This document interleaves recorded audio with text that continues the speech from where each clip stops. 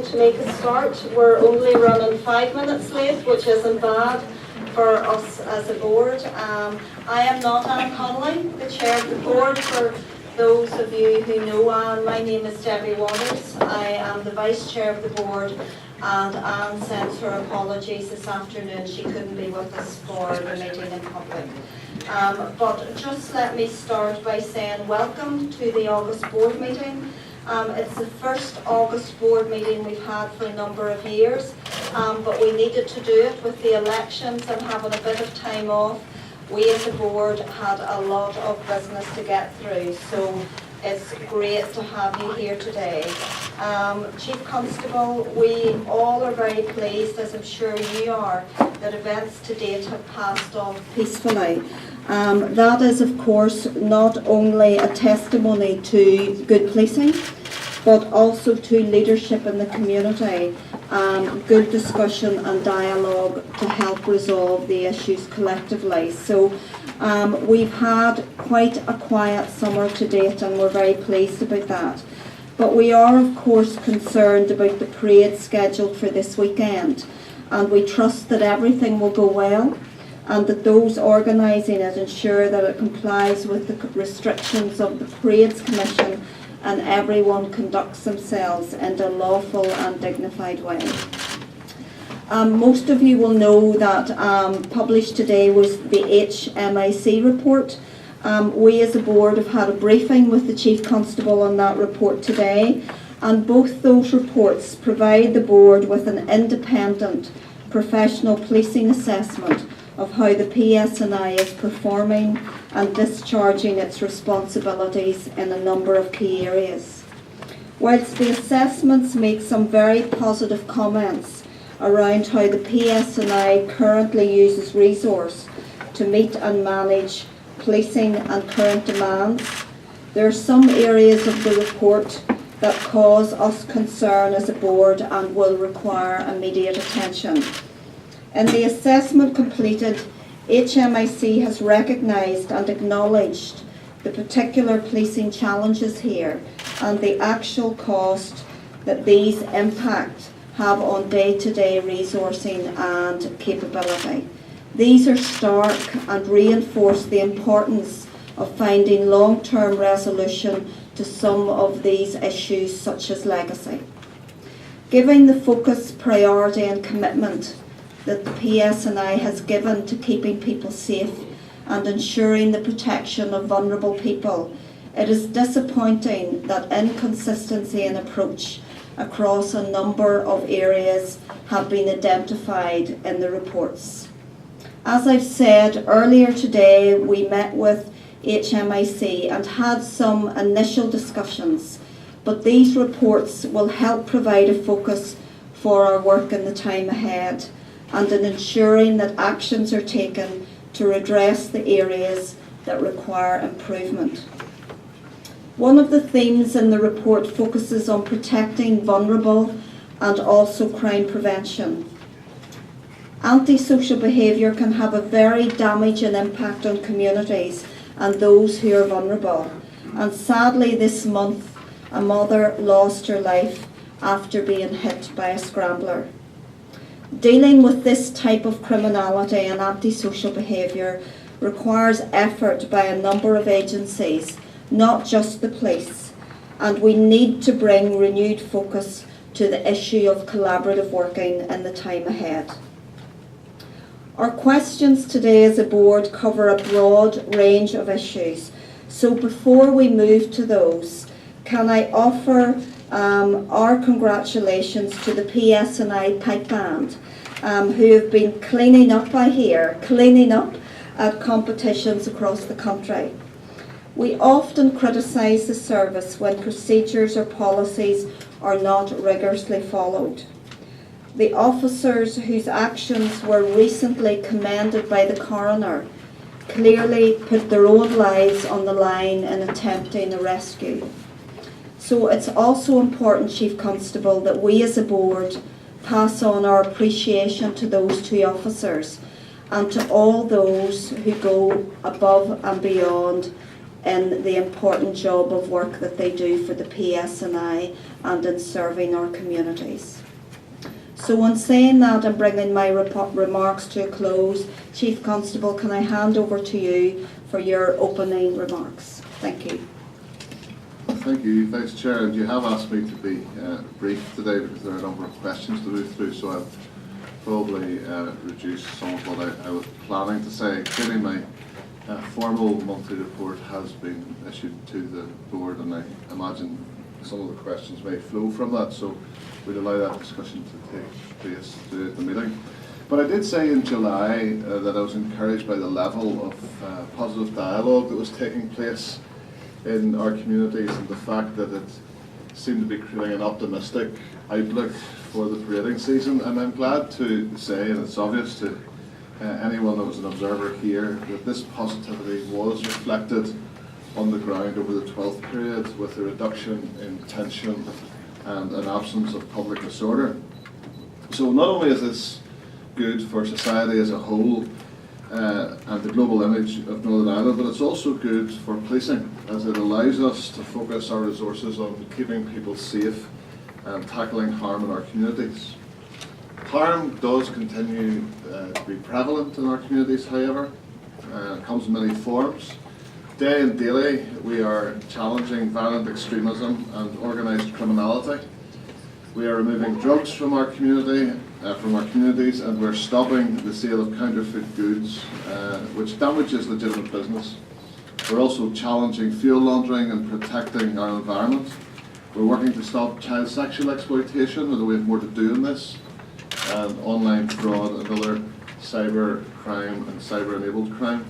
We're identifying offenders and bringing them before the courts at an increasing rate.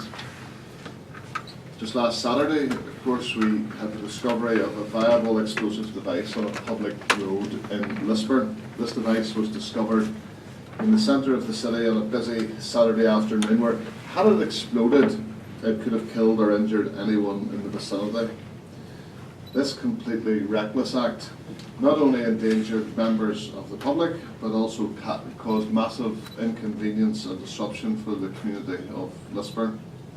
So our investigation into this incident, while still at an early stage, it will be comprehensive, and forensic examinations and other investigations are ongoing.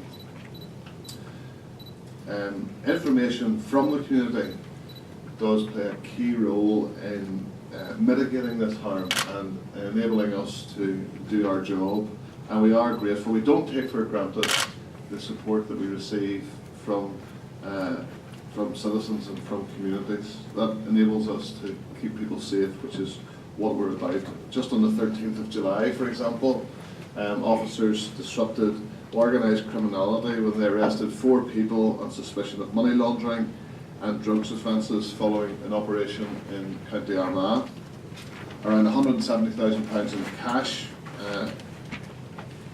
was seized, along with high-end designer watches and luxury cars, as officers stopped a van and carried out a number of follow-up searches. That was all good police work based on community information, and we're grateful for that. You mentioned, Vice Chair, the HMIC report that has been published today. Of course, the field work on that was done back in February, which seems a long time ago now.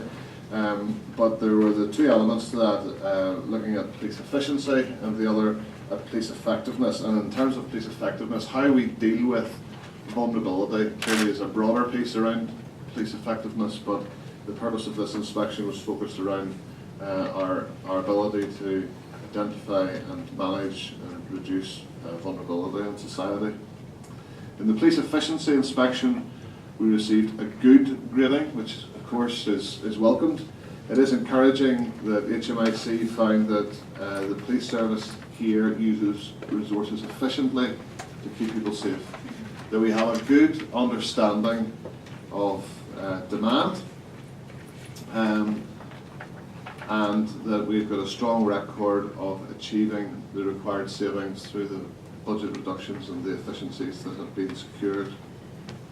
HMIC also highlighted structural weaknesses in how the police service is funded, which leads to difficulties in longer term financial planning for the workforce and other support services. This is a point that I have made to this board in public on several occasions in the past.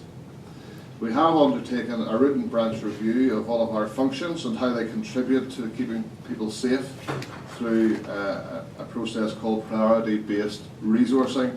And in doing so, we will respond to many of the concerns and observations that HMIC had in respect of workforce sustainability. For example, the HMIC report highlights issues around sickness levels. That's a concern to us as well. We've already invested significant effort into this area and are currently meeting the target that you as a board set us of reducing the average working days lost through sickness for police officers by 10%.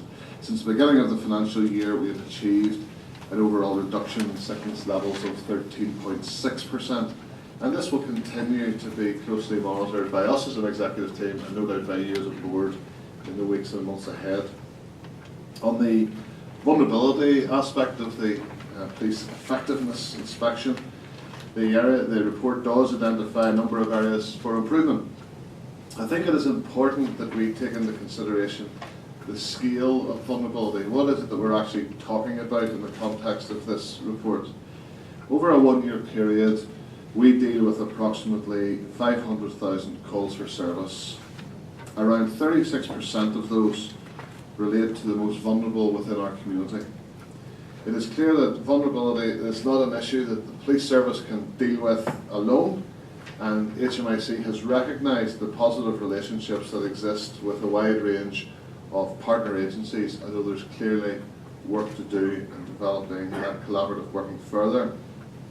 Fundamentally, we're heading in the right direction, and the HMIC report has set out the next steps that we should take. During the inspection, immediate action was taken to address a backlog of risk assessments, with the backlog being eliminated while the HMIC were still conducting their field work back in February.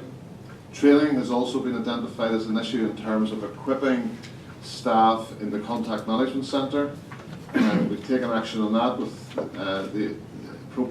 to give them the appropriate skills. A trainer has been based within contact management to progress training for staff on this issue of vulnerability, early identification and management of it. Provision has also been made for responding officers, for frontline officers, to complete online training courses on domestic abuse. So far, over 3,500 officers have completed the course. Training has been delivered for over 350 frontline uniformed constables to enhance their understanding of domestic abuse and the safeguarding measures that they need to be thinking about. And we have dedicated an additional 15 detectives to help us tackle the problem of child sexual exploitation. So we're committed to protecting the most vulnerable in society. I want to reassure you of that. We'd like to do it in partnership with the board and with statutory agencies and indeed voluntary and community organisations. Our ongoing work with the Rowan Sexual Assault Referral Centre is one example of this. We're helping to ensure that victims of sexual assault receive appropriate support. In their own second year of operational service, over 700 individuals contacted the facility for support, for advice, for clinical care. 531 were referred in for services, and over 3/4 of that were referred from the police service. We also have a dedicated public protection branch that has strengthened our relationships with the health trusts to ensure consistency of appropriate investigative response to complaints of child abuse and of domestic abuse, the very areas that the HMIC have identified for us for improvement. So trying to reassure you that we are taking this seriously and there already is work afoot to make progress on these areas for improvement. This work will also be complemented, of course, by the new programme for government, which we welcome, because if it's outcome-focused, outcome-based approach, that will have a cross-cutting, a cross-departmental approach to problem solving and to public service delivery. If we as agencies and with the political leadership can actually make that aspiration happen, there'll certainly not be a lack of effort from police service leadership in that respect. So Vice Chair, I'll conclude my comments there so that we can allow time for questions. We will continue to deliver our policing purpose of keeping people safe through policing with the community, and thank you for the opportunity to address the board, Chair. Okay. Thank you, Chief Constable. Can we just commend you on your approach to the HMIC reports and your view that you're seeing that as a platform for change. Many of the questions today will focus on the HMIC reports, so I'd like to start off with a question from Jennifer McCann around antisocial behaviour and collaborative working. Jennifer? Yes, can I just say that, you know, in light of, I know Debbie has already mentioned it, of the tragic death of the mother of three, Valerie Armstrong, involving a scrambler bike, and, you know, the danger that those machines and indeed other machines like quads pose to the general public. And, you know, the current legislation very clearly says that it's illegal to ride them on footpaths, on roads, on any public places, including parks or green areas. So I would like to ask you, can you outline to the board how that current legislation is being enforced by the PSNI, but also do the PSNI have a strategy to deal with these machines, because they are really, really a danger to people within communities. And I think that you know, again, it's sad that we're sitting here today and that that mother of three young children has lost her life. So I mean, I'd like to you know, say you know, what is the strategy there, but more importantly, how is the current legislation, which very clearly states that it's illegal to do this, how is that being enforced? Well, Stephen, do you want to address that? Jennifer, maybe just start by obviously expressing condolences to the Armstrong family in their terrible loss. I would also echo the comments the Vice Chair made in her opening remarks around the need for partnership and collaborative working in relation to this type of antisocial behaviour and outright dangerous behaviour, as was so tragically seen last month.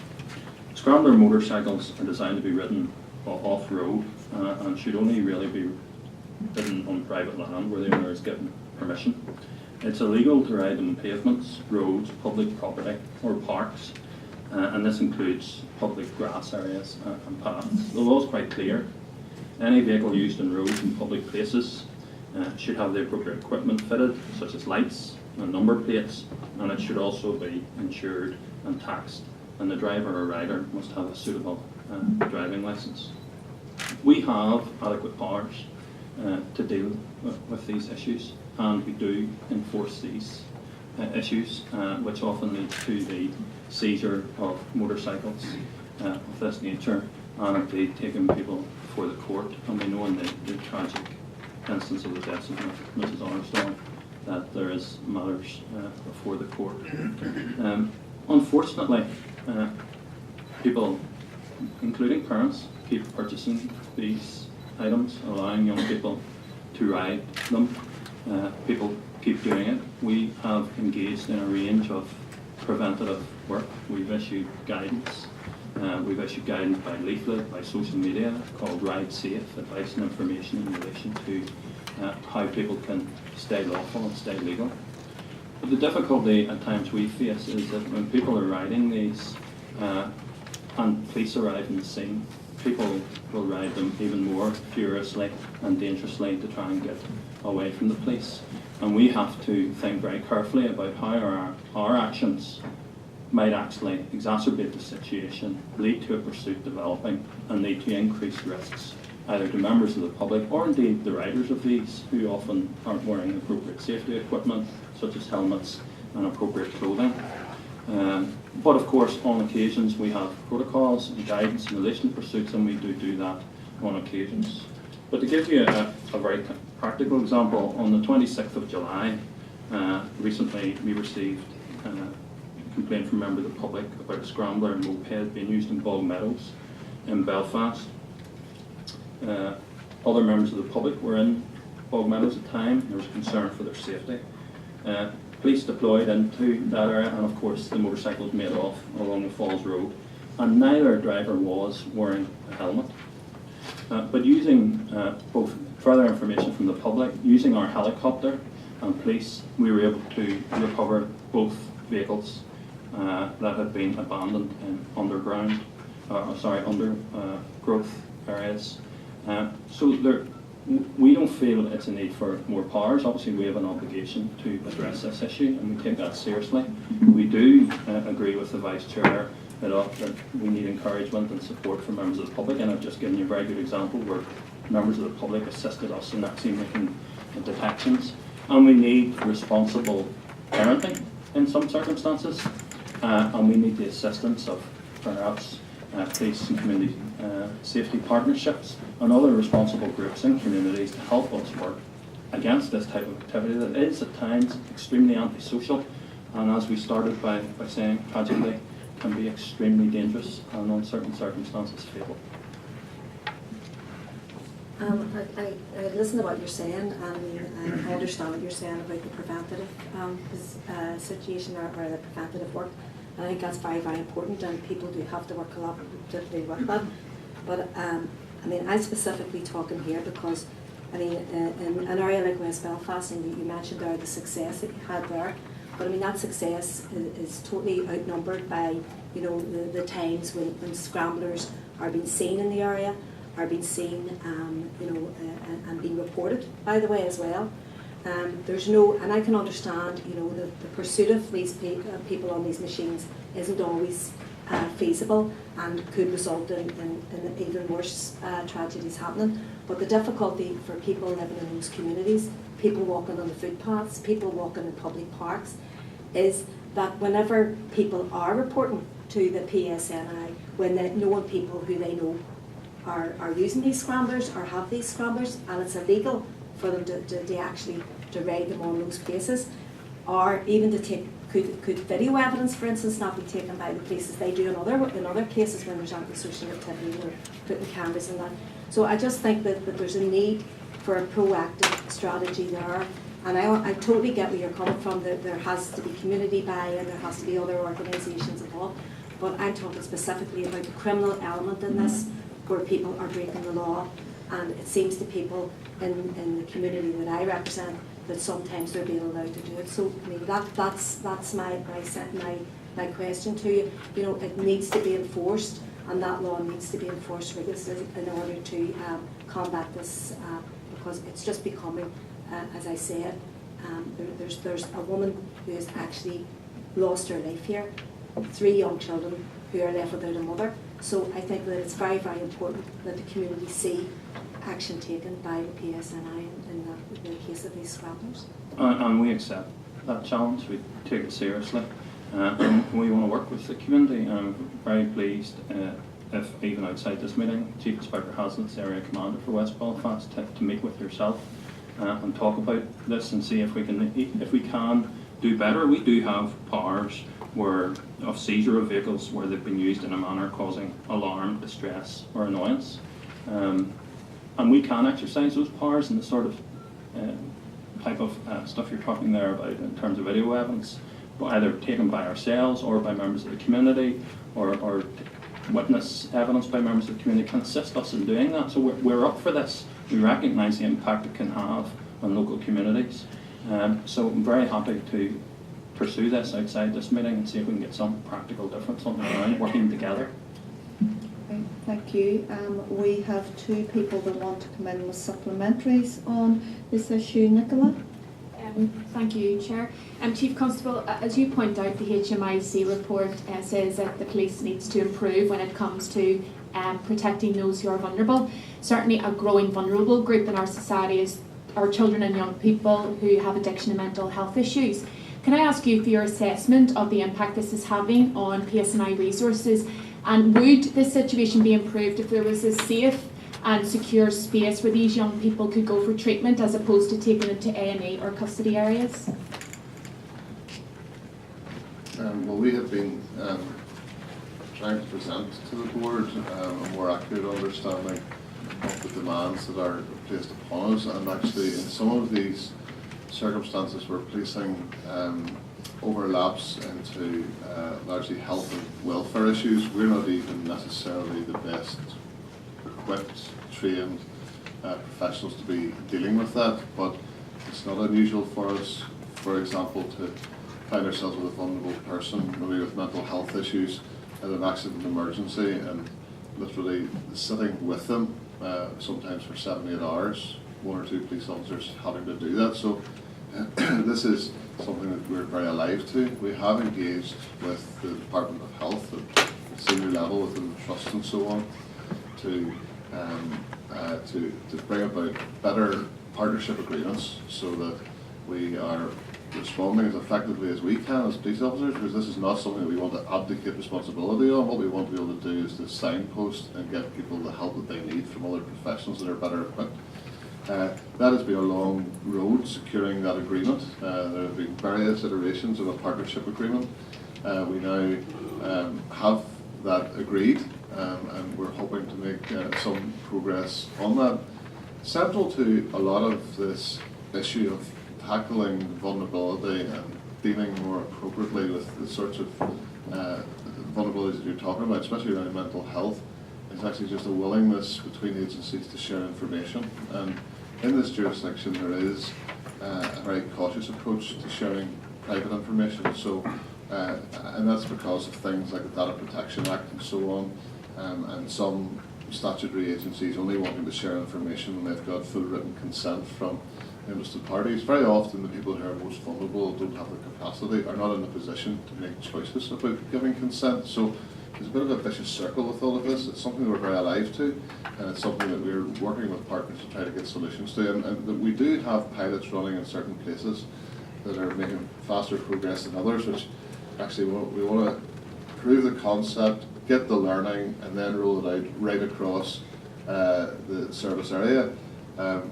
Unfortunately, whenever you do that approach, it does start to look like an inconsistent approach. It's just some of the observations that the HMIC have made. We respect those observations, but actually part of the work that's going on in the Northwest, for example, the Northwest of Northern Ireland, Derry and Strabane, is very positive around dealing with vulnerability through the creation of a concern hub, facilitated actually by the PCSP with the statutory agencies all around the table. But even there are a number of glitches and obstacles and barriers to proper information sharing and to making real progress between the various statutory agencies. But it's a lot further on than it is in most other areas. What we're hoping to do is grab the learning out of that, prove the concept. We're already seeing some benefits of that work, and then have it rolled out right across the other local authority areas. Okay, thank you. Nelson? Yes, following on from the point that the General raised in regard to the stronger lights, I think whilst I welcome the success that you had, whilst I welcome the success that you had in 26th of July there in West Belfast, I think there's evidence that the powers that you have and the laws that stands, it's in my view not being enforced consistently or adequately. And that in some areas, powers around surveillance, police officers are not aware of what their powers are, that more could be done. And I think there's an issue there about, first of all, prioritising this. Secondly, making sure that all police officers are properly informed as to the potential approaches and the powers, even particularly about surveillance, which would identify people without chasing them, and making sure that there is a consistent approach right across, because it is an issue not just in West but in North Belfast, many other areas. And in urban areas where you have derelict land as a result of redevelopment, that is an area that tends to attract that sort of antisocial and dangerous behaviour.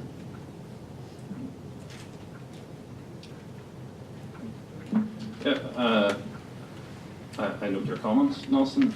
We're obviously keen that we have consistent application across our areas. We will put our resources to where the priorities are and where the risk is, and where we identify those priorities and risks. We will do our best to try and prevent the crime in the first place, and where it does occur, try and make detections. I note your point about officers knowing the law. Actually, there are very strict rules around surveillance. Uniformed officers don't engage in surveillance, but they're starting into a technical issue there. But I note your comments, I'm very content for you to join Jennifer and I, along with the area commander from your own constituency, to try and have a more collective and joined up approach to those conversations. Okay, thank you. Next we have a question from Ryan Feeney on performance relating to the HMIC report. Ryan? Thanks, Vice Chair. Well, there's two questions. I'll keep them brief. The first one would be back to your opening comments, Chief Constable. Maybe you could provide us with a bit of an overview of the factors that were put into play to contribute to the reduction in sickness levels by 10 to 13%.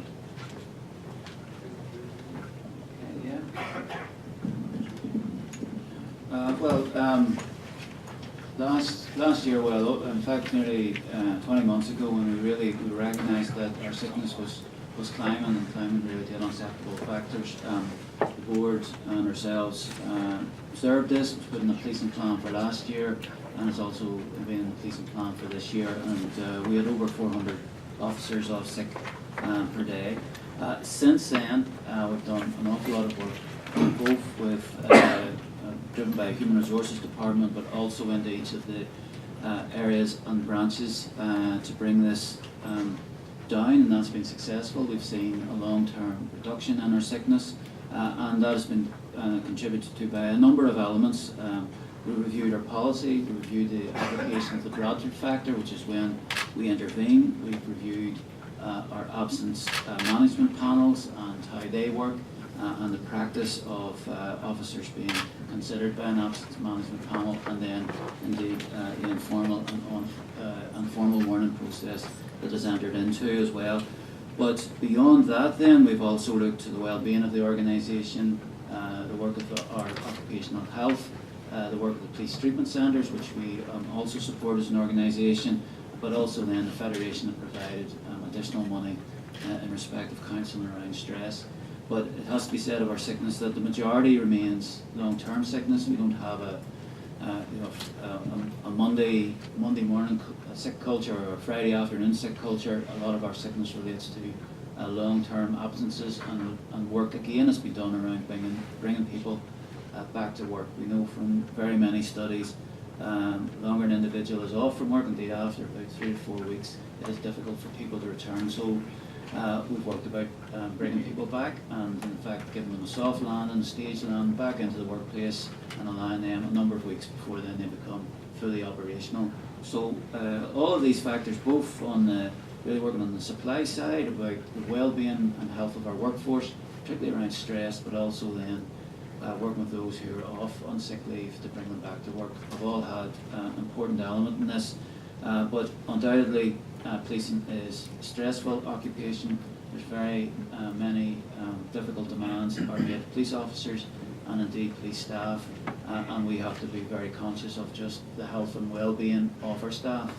If there's anything I've missed you.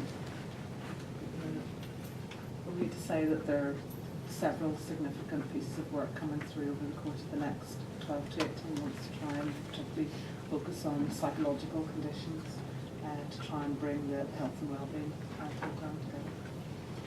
Thank you. Okay, second question back to the HMIC report. Could we get an explanation as to the increase in outcome rates for crimes against older people?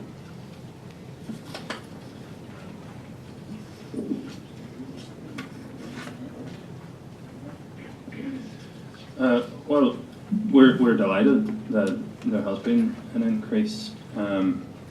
You will recall that probably around this time last year we had significant concerns around burglaries and robberies against older people that were showing a significant increase, and myself and the Silver Commander for this, Superintendent Simon Walls, came and briefed the board on the comprehensive work that we were doing right across the range of prevention and enforcement and engagement with various groups, including the Older Persons Commissioner, to try and address that crime. And I think that targeted work, that focused work right across the organisation, in conjunction with the Older Persons Commissioner, in conjunction with our district commanders and the PCSPs, has actually paid some benefit.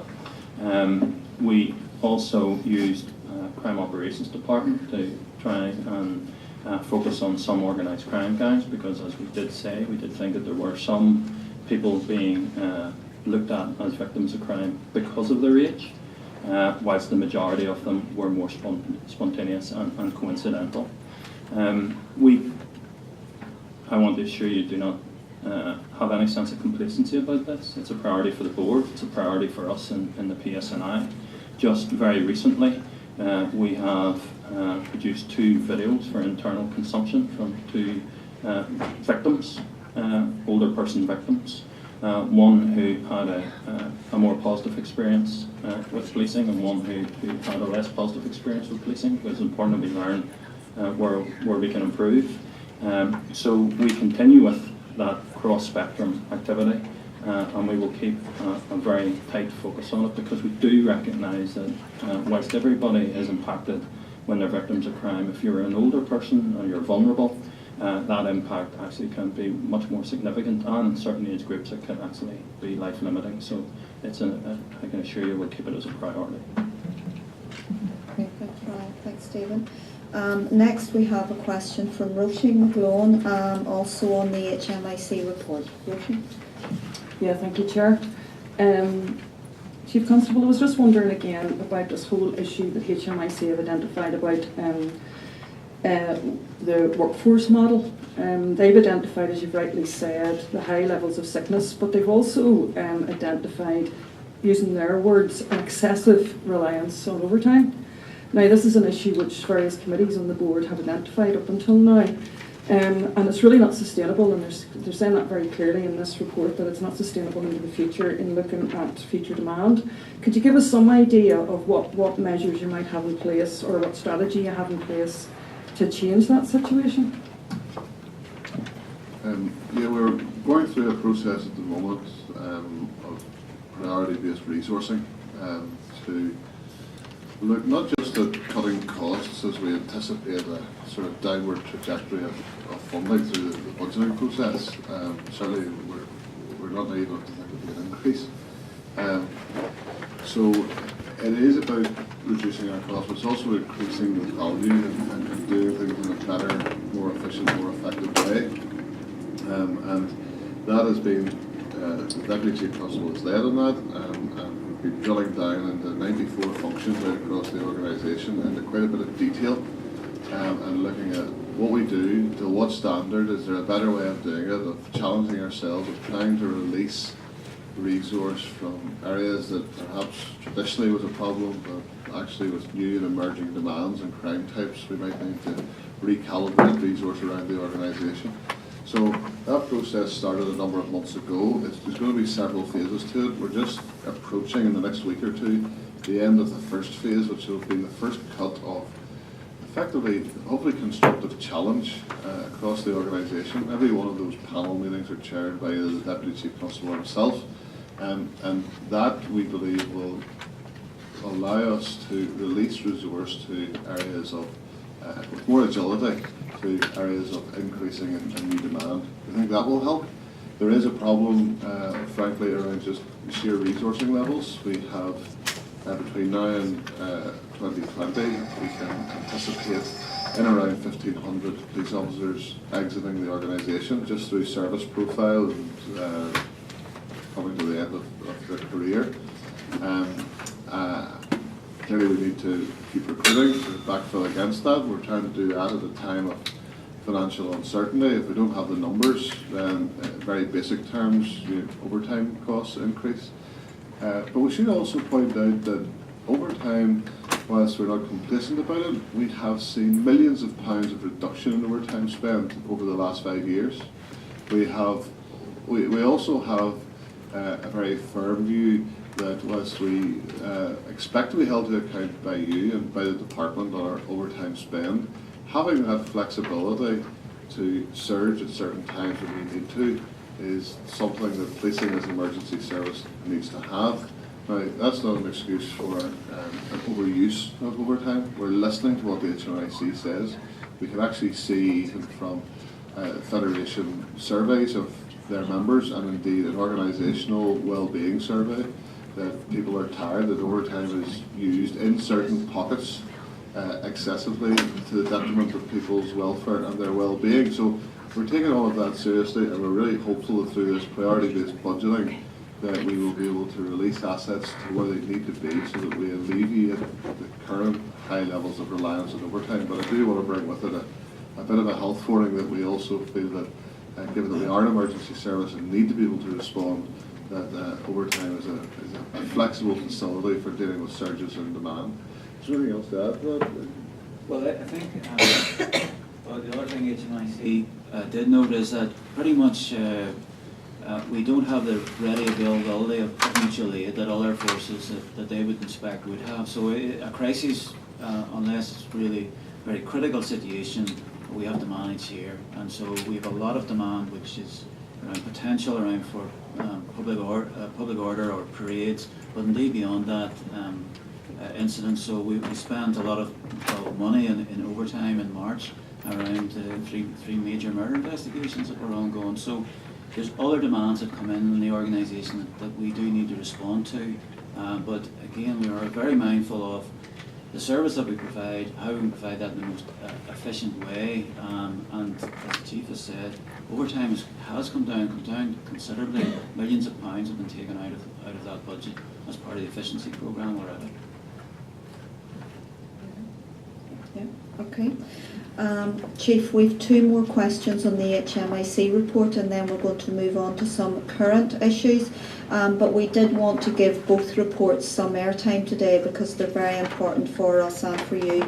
Wendy Osborne has a question on training arising from the report. Wendy? Okay.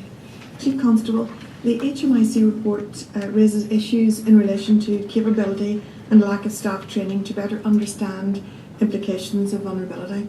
Now, this clearly is an issue that affects not only safeguarding but public confidence.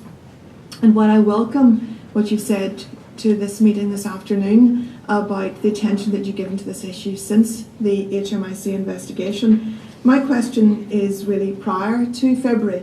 Did the PSNI internal processes not pick up that, for example, and I quote the report here, staff within contact management centres had a limited understanding of domestic abuse and had not received any formal training since they became call takers?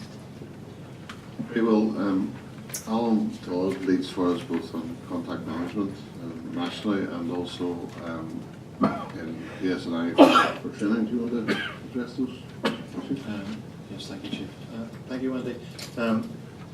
Those of you who've been on the board for a little longer will understand that there's been a progress for us for about 5 years now. It started with the Public Protection Development Team. We shouldn't forget that the work that's really highly praised for PSNI within the HMIC report largely is around the public protection units, structures led by Detective Chief George Clark. Those structures didn't exist prior to 2 years ago. So we had identified the problem, and we were very keen to put good, sound structures, training, expertise around managing the highest risk cases. Having been successful around that, and that's acknowledged in the HMIC report, we've moved on through the rest of the business, and what HMI says is where we need to do some more work around the medium and low risk pieces. Not that they're not important, but we needed to do the really high risk end of the business first. The contact management one is an interesting one. It seems to have happened almost by accident that people thought, that they didn't want to exacerbate the situation. They were trying to do the right thing, but really didn't seek guidance on it. Once that was highlighted to us, we were able to address that quite quickly and remedy that. But the other piece is that we know some of the work that, like a lot of HMIC reports, a lot of the things in there that we need to do are things we've said to HMI, we've looked at this and we understand we need to do this. And we understand that sometimes that takes time to work through the system. So I think the board should look at our record of this over 3, 4, 5 years, understand that we've come from a place where we had none of this in place, to understand that we have a lot of it in place now, and actually the pieces that we need to do and acknowledge we need to do were things that we offered that we were working on, as we say. So for me, it wasn't, the contact management was a good piece because actually we weren't aware of it. It just happened by circumstances. That was flagged as we fixed it. But that I wouldn't want the board members sitting here thinking that we were sort of thinking it was all fine in February until we got this report this morning. That's not the way it's worked. This has been a journey for us, and we acknowledge that we aren't complete yet. Okay, thank you. Keith Buchanan has a final question on HMIC. Keith? Thank you, Vice Chair. Chief Constable, just in summary of the HMIC report, should there be further inspections carried out to build on this report or aspects of it? I suppose the short answer is yes. We as an executive team have been working closely with HMIC. You will see that it's not a diluted report in any form. It does make evidence-based observations about some of our areas for improvement. Some of that's uncomfortable reading, frankly, but we view that as a platform for improvement, a platform for change. We have been impressed with the HMIC and the quality of engagement with us and with senior leaders in the organisation. They have been keen to work with us to identify issues and to assist, advise where appropriate around some solutions. So that's been a positive experience for us in many ways. This inspection regime is known as PEEL across the UK. That's police efficiency, effectiveness and legitimacy. Due to time and financial constraints, they just looked at efficiency and effectiveness, and even then within effectiveness there was just one strand of vulnerability. So we would be keen to engage with the department and with the policing board about what the next areas are that we would ask HMIC to come back and look at. Clearly the legitimacy strand, which has been absent, it's inferred in some of the findings that they have in this effectiveness and efficiency piece, but we would anticipate a bit of a focus around legitimacy. That would help us actually around the work that we're doing on delivering this policing with the community ethos right across all the branches and departments and districts of the organisation. So we're enthusiastic about engagement with HMIC and working with the board to agree what the areas for inspection will be in the future. Okay. Can I just reiterate that in response to the areas of improvement, we have to report to the board on what we're doing in respect of those, and then the board will have to be convinced as to what we've done and the utility of what we're doing and how it is actually improving services. So this just doesn't finish with this report and us accepting it. We will then have to actually evidence and demonstrate its application. Yeah. Thanks, Drew. I think that's a good way to bring that to a close, just to reassure the public that this is just the beginning of the process around the HMIC reports, and that the board will continue to monitor and request evidence and seek to look for distance travelled and progress against the recommendations within both reports. So moving on, we're going to consider the Billy Wright poster, and I know both Nicola and Jerry would like to come in on this issue, so who would like to start? Okay. Yes, Chief Constable, my question relates to the display of the Billy Wright poster, which carried the quote, I would look back and say Kappa was probably my best. But my questions relate specifically to the PSNI response, that the police, and I quote, must attempt to achieve a balance between the rights of one community over another. Chief Constable, can I ask, what community or individual has the right to erect a poster glorifying the murder of 4 human beings? Can I also ask, do you acknowledge and accept that the PSNI response has caused deep hurt to the victim's family, has caused offence to the wider community, and has damaged confidence in community policing? And can I ask, if the situation was to reoccur, would you issue the same response? Well, I'll ask Stephen to talk about some of the technicalities around that in a moment, but to answer your question very directly, I do accept that the initial press statement issued by the local inspector in good faith by him, but that it has caused hurt or it has caused offence, and probably with hindsight we would not have used the words that were used. That said, a lot of this is about engagement and about what we call policing with the community. We'd be very keen to put things right through negotiation and dialogue with all of the communities and the stakeholders involved. There has, between that very inspector, who he would acknowledge, you know, that there might have been a different form of words that could have been used that wouldn't have caused that offence and that hurt. Him wanting to put that right, actually, he has engaged with a number of elected representatives and community representatives from the area concerned, and those meetings where they have happened have been constructive. So we want to learn, we want to be sensitive to people. When we get it wrong, we'll say so. when we reflect and think of a different way of doing things, we'll try to apply that in the future. But underlying all of this is a broader societal issue about the displaying of posters, of emblems, of flags, and all of that. And it is a difficult situation that we are faced with routinely. Stephen leads the whole front-end policing, the district policing piece, and almost on a daily basis, he and the senior leaders out there in the districts are having dilemmas to contend with. We don't always get it right, by the way. But do you want to just talk, Stephen, about just some of the challenges that we have around that, around the legislative basis, the power to act or not act, the pragmatics of what happens when we do act? Yes, thank you. And at the outset, I would say that the poster would be viewed by many people, including myself, as distasteful, offensive, and inappropriate. But we do have challenges in what we as a police service can do with that sort of material.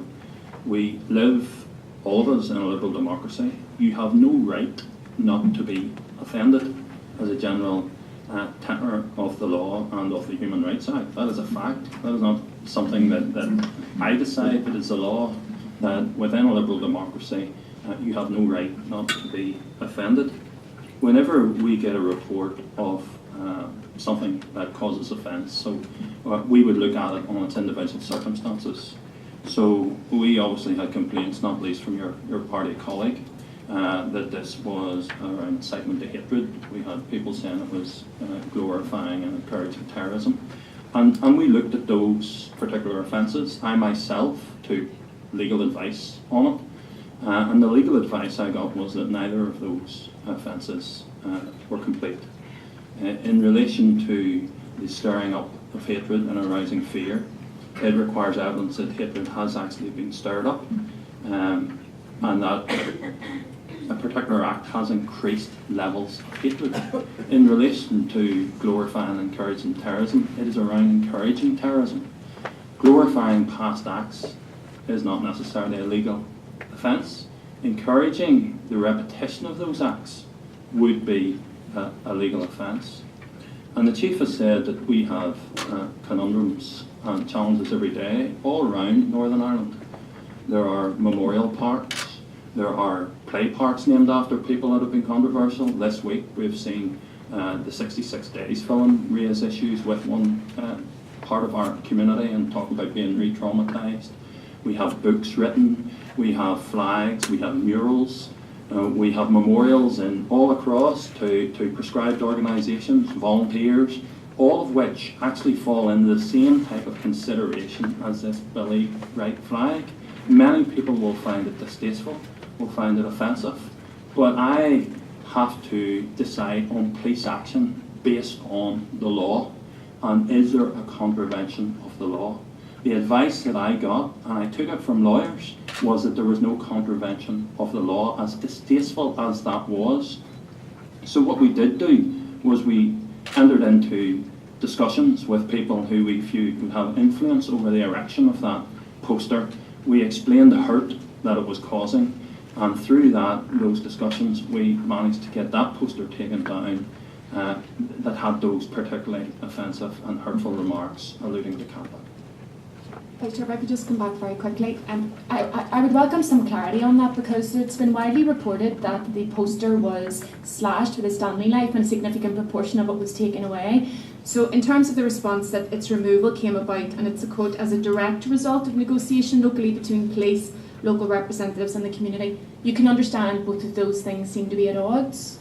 Yeah, I think there was damage caused to it, but it was taken down by people within the community on the 25th of July, and police have been involved with local representatives and the community in trying to encourage the withdrawal of that poster. I know Jerry wants to come in on this issue, and then Nelson and Stephen, so I have your names, just bear with me. Jerry? That's cool, yeah. Let me return to this. Nicola and myself put these questions in separately, and the answers we compared were exactly the same as we got them back. But it was also connecting our question I asked about Gone Five, and I noticed Stephen, that you've went through a whole litany of problems that the police have, and I can't disagree with that. But let me return you to the quote. And I'm glad you said that you were offended by it, because in here it says, achieve a balance between the rights of one community over another, and of course must act within the law. That it insulted one section community didn't insult the other. In my opinion, that quote is an insult to the unionist community, unless there's somebody who's going to speak for the unionist community and thought that was okay. So you disagree with, I'm presuming you disagree with the statement that was put out. Have you made any attempt to apologise to the families? Because when you come down to this, and I understand the litany you went through, this is 4 families. We lost 4 of their loved ones. Has any attempt been made to apologise to them? Has any attempt been made to say that this was the wrong thing to do in terms of that? And when it comes down to bonfires and other things, you see, I've noticed in the answers, there's all of a sudden there seems to be a difference between a hate crime and a hate incident. So now these things are being discussed as hate incidents. So tell me when it moves from a hate incident into a hate crime, if ever, because it never does. And if you have, for instance, effigies of people who are still living being burnt on bonfires, or posters of people still living. I spoke to you personally over the Portadown one, where a bonfire described as, you have a small bonfire and a big bonfire, so a small bonfire described as a children's bonfire had photographs of a young candidate, Catherine Seeley, now an MLA, being burnt there. So tell me where you can decide that that's a hate crime. And you've also went through the difficulties, and I understand the difficulties, but parades happen every year, therefore you know where the parades are. Bonfires are happening every year, therefore you know where the bonfires are. Is there any evidence being taken up which can be used, because you know where the bonfires are going to be, you know people are going to put these things on because we've been doing it for a while, and at what point, and this is the key question, at what point do you actually take action? Because in the Ballycraigie one in 2014, and I congratulate you for this, there was a racial comment up on one of the posters, and you took action and someone was prosecuted. Is there a difference between that and when you make the type of remarks that were extremely hurtful to these people, and indeed showing children that they should burn effigies or posters of anybody, whoever that might be? I think the Chief has very clearly, on behalf of the organisation, made his remarks around the initial press statement. As I understand it, the inspector met with representatives of your party locally and asked that an apology be passed on to the family for the hurt that statement caused. In relation to your more general exposition around bonfires, the difference between a hate crime and a hate incident is one is viewed as an offence, evidence of an offence under the law. Another one is an incident that may not actually meet the threshold of a crime. We don't really decide whether something is given the motivation of hate. We apply the perception test. So, for example, where your party colleagues would have complained around the burning of election posters and saying that in their view it was an expression of hate, we accept that and we record it. We do make a judgment on whether it is an incident or a crime based on whether there's evidence of a crime. In relation to the election posters, at the very most, in the vast majority of circumstances, because these bonfires are hosted generally within one community, they're attended by people from that community, the most likely offence that is going to occur is the theft of the poster and then the subsequent burning and the offence of arson of the poster. That is the extreme end of generally of the offence activity. We did our own trawl of bonfires on the 11th of July. There were election posters on multiple bonfires. We counted ourselves in excess of 100 election posters. There were some effigies, there were flags, there were a whole variety of material that many people within the community would find offensive to burn, to place on the bonfire and to burn, and distasteful. The one that you referred to, you talk about the big bonfire and the smaller bonfire. One was like more of a children's community type bonfire, and one was the principal bonfire in the Cork-Crane area of Portadown. You know, the district commander himself was out a couple of days beforehand. He then went out on the morning of the bonfire, and the material that caused offence was put on at the last minute. We do record video evidence of bonfires so that we have some understanding as far as is possible about what was there, and then we carry out a post-investigation. And we do what we can to try and detect offences, and you've alluded to one success relating from 2014 in Ballycraigie. But we do not have any significant degree of success trying to bring people to account for offences in relation to bonfires. Because of the remarks I make, people often talk about it being arousing hate, you know, glorifying terrorism or whatever, but those offences, by and large, are never complete. The offences tend to be summary offences of the likes of theft of a piece of paper, the poster. Now, I accept if it's your poster, it's your image, and you know it's your party colleague, it's distasteful, it's offensive. But we live in a society where people do that on both sides of the community. Sorry to, you know, because you're giving examples here, so let me take your examples.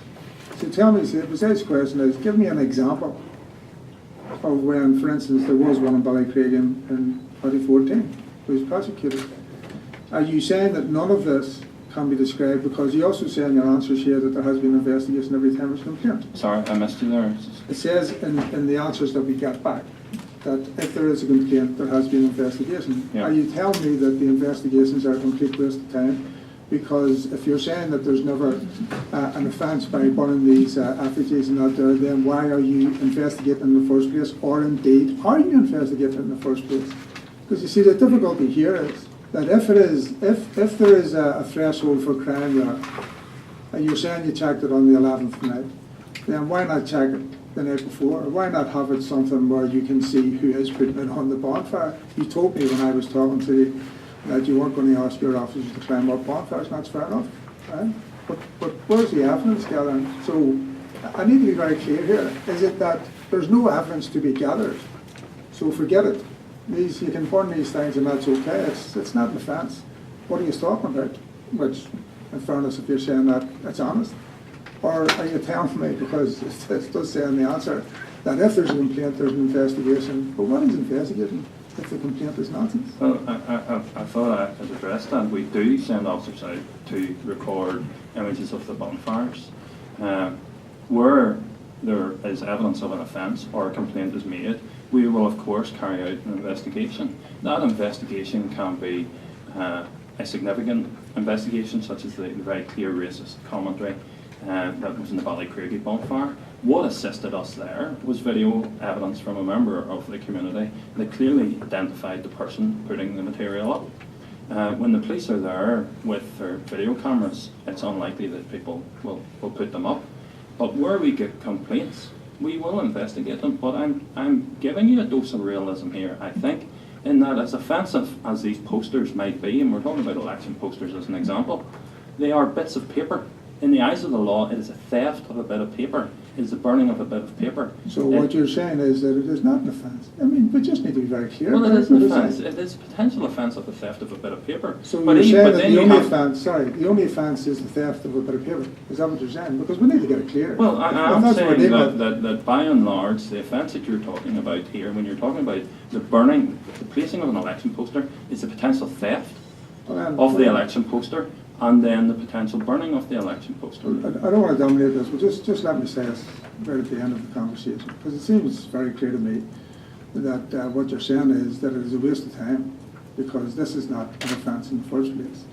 And therefore, saying that you're going to investigate this stuff is actually not what's happening at all, because it hasn't been investigated because it's only the burning of the paper.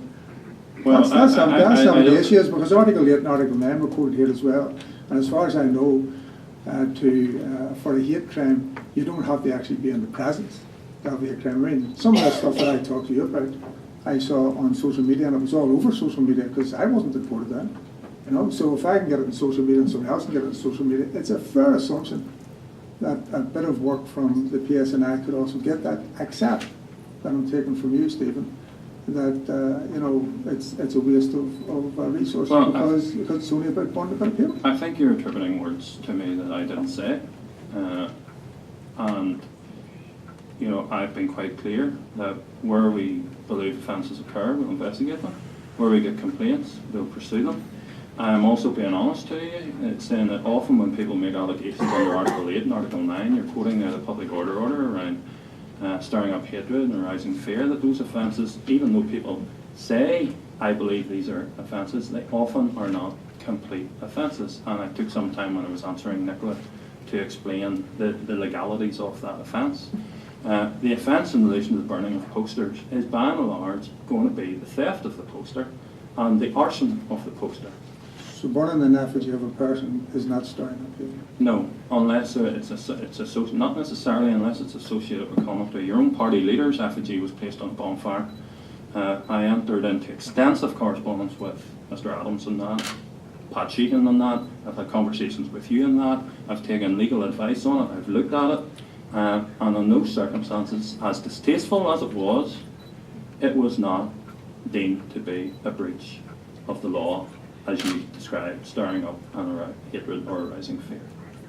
I want to bring a couple other people in because I'm conscious of time. Nelson, you want to come in, and then Stephen wants to come in. Nelson? Thank you. First of all, I preface my remarks by saying that I am not an advocate for any celebration of terrorist activity or paramilitary activity, whatever the community, whatever the background, whatever the organisation. This is one example of a wider situation and a context which I think ACC Martin helpfully set out, in that I think there are around 30 solidly built, constructed memorials to paramilitary organisations and terrorists across Northern Ireland in various locations, the majority of which, because I looked into it at one point, the majority of which emanate from supporters of the Irish Republican Army. What would be the what action in terms of the legal advice that has been taken? Has there been any consideration given to what action might be taken as regards the removal of those permanent memorials, which are there 365 days in the year after year, and cause grave offence, hurt and anger, particularly to the victims of the organisations concerned? Well, there are a number of those memorials that you allude to, Nelson, around Northern Ireland. The same commentary that I made in relation to some of the matters that Jerry raised and Nicola raised would apply.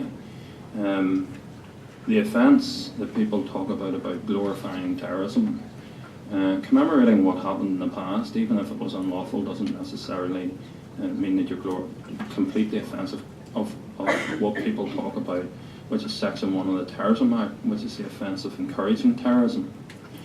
So if those memorials, for example, contain words that, or the people putting them up, put on words that suggested that sort of activity need to continue or need to be repeated, and that was the point I was making in relation to the Billy Wright poster, then you're actually into the realms of completing the Section 1 of the Terrorism Act offence. But that's not the case with these, as far as I'm aware, and you can stand corrected if you think it is. But and I actually, even today, knowing that I was going to get asked about this, I spoke to the district commander in Derry about, and I spoke to the area commander in East Belfast to try and get an understanding of the type of memorials that do exist and what they say. So we operate, we are a divided society, we're emerging from conflict, and as I said in my opening remarks, there are things all around this country that people will find offensive. Even just look at the papers this week around the 66 Days film, around another UVF orientated poster that has gone up in Moygashill in recent days. And I suppose the Commission on Flags, Identity, Culture and Tradition is some recognition by our politicians that this is a difficult issue. You know, the intellectual brain power of people like Megan O'Sullivan and Richard Haas, and 17 years, 18 years of our assembly now, haven't been able to crack much of this, and sometimes it's unfair in my mind, albeit this is our job to put it at the doors of the police. We make honest efforts and endeavours to try and address this. Sometimes we get some things wrong. The Chief has alluded to that in his opening remarks. But we make honest attempts to try and deal with these. But we do it on the basis that we're in the police service. And our job is to deal with the law. And often, many things that people find distasteful and offensive are not breaches of the law. And it would be inappropriate for the police to be taking unilateral, a la carte action around things that do not amount to the breaches of the law. Stephen? Thanks, Chair. Just as a preface to my comments, just want to acknowledge that this is an issue, as you have said, for politicians. It's issues for road service and housing executive, who invariably allow their property to be used in terms of rights displays and for monuments. But we are the policing board, you're the police, and the police are part of the equation in terms of how we address some of these issues.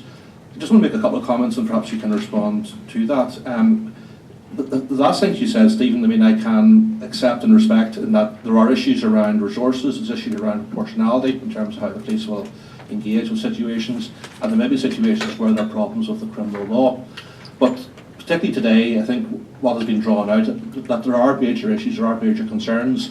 At times, not just today, but on other occasions, it sometimes seems that the police will actually downplay things rather than actually accept the difficulties of policing in a divided society by almost saying that they're not really offences, or as in the case of what happened in Dungannon with the Billy Wright situation, by saying that, well, these are expressions of one side of the community and the other side of the community have to accept that's the reality of a divided society. At times, and including around the point around bonfires, there's almost this acceptance that it's only those from the other side of the community that would ever be offended by these activities, when that they should be offending anyone who actually believes in the rule of law or a shared society.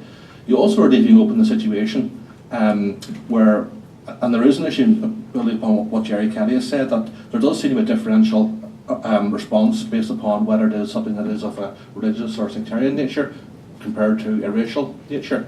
I mean, if there had been posters up, shall we say, recognising the Holocaust, the response from public opinion and also from yourselves, I suggest, would have been different. You've also a situation, if these things are not criminal offences, but nonetheless, if you have a bonfire that's unregulated on public property, if you have a flag or a memorial up on a lamppost, which is public property, people don't have a right to claim these for themselves. If the community or people in the community take the law into their own hands and remove these things, you have a danger of a reaction from others.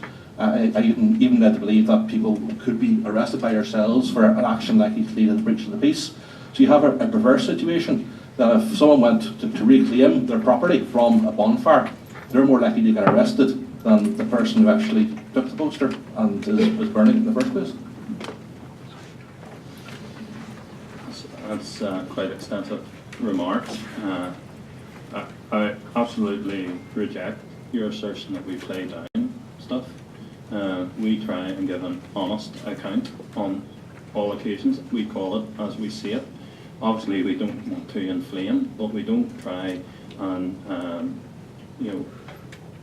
try and spin stuff or play down stuff. So that's not the case. Both the Chief Constable and myself have been at pains this afternoon to talk about. We recognise that this is distasteful. We recognise that often these things cause hurt and offence and inconvenience, and people don't want them. And I've tried to outline the difficulties that we face. There's not an unwillingness from the police to address these issues, but we have to act within the law. You use the term proportionality to me as if it was, something that was a la carte. I am required in law under the Human Rights Act required in law to consider the proportionality of my actions in everything I do. So if I'm going to remove a poster, if I'm going to carry out executive action, I'm required to understand the proportionality of it. This Sunday's anti-internment parade, I'll be in charge of the police activity. I have to think about the proportionality of police actions. You touch on flags. We have discussed flags on many occasions in this board. You have your own expert, Paul Nolan, who's a member, who has carried out extensive research with the current chair of the Commission on Flags, Identity, Culture and Tradition, and will talk at length about the difficulty that flags pose society and the difficulties that they pose police. We are part of the issue. We want to be part of the solution, but often, Stephen, there is no criminal justice solitary answer to this. This is a societal issue, it's a cultural issue. You as politicians have been wrestling with this stuff for many years, and it's difficult. But the one thing I will say to you, 5 or 6 years ago, we'd have been sitting at this board meeting talking about rioting, talking about the discharge of water cannon, AP, police officers hurt, hundreds of people from our young people in our communities being arrested. This board meeting, we're not talking about that. We're on to the next step on our journey. So in some sense, as difficult as this subject matter is, we have done a lot of good collectively together to get us to the point where we're now starting to focus on things that 5 or 6 years ago we wouldn't have been focusing on because we'd have been looking at wider, more major issues. Vice Chair, can I just make one Very comment? quickly, I Chief. sense you want to move on from this, but if the legislators in this room and in Stormont want to bring clarity to this law that isn't exactly fit for purpose, if want to bring more rigour and robustness and strengthen the law around this, that would be really helpful for us. Thank you. Sorry, could I just, listen, I have to answer as a legislator or potential legislator. The law is there, it can be used, and in your presentation, George, you said it, use interpret it. So the law is adequate to deal with these issues, complex as they are, because I don't deny they are complex as they are. The difficulty, and I have to say this, is that there is a strong belief that there are certain things which are just acceptable. Oh, so what? That's the impression that is out there in terms of all this. I mean, I had one of your senior officers in a meeting with residents yesterday, and we were looking to try and get bonfire stopped. This was in the nationalist area, saying that we're not root collectors. It's not the way to do it. Folks, I need to bring this to a close, and I think you will all accept that this has been a healthy debate. And healthy debate isn't a bad thing in a divided and a diverse society. The conversations will continue. We haven't reached resolution today. But can I say thank you to everyone for coming out today. Thank you, Chief, to yourself and the top team for your engagement, and thank you to the members of the public who have turned up today. Our next meeting in public is on Thursday, the 1st of September. And we look forward to continuing the discussion and to seeing you all there. Thank you.